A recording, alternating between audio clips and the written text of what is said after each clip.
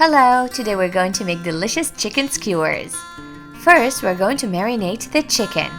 In a large bowl, place the chicken breast cubes, add the grated onion, grated garlic, mustard, finely chopped cilantro, fresh lemon juice, ground ginger, ground turmeric, ground coriander, salt, and pepper. Using a wooden spoon, mix all the ingredients together. Add olive oil and continue mixing. Cover the bowl with a plastic wrap and let the chicken marinate in the refrigerator for at least 30 minutes. Now let's prepare the skewers.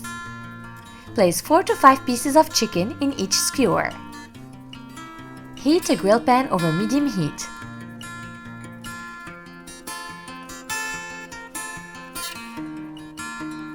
Heat a grill pan over medium heat.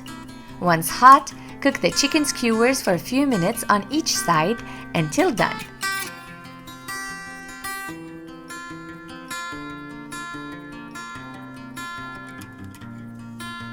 Serve immediately. Quick, tasty, and healthy. Best recipe ever. Bon appétit!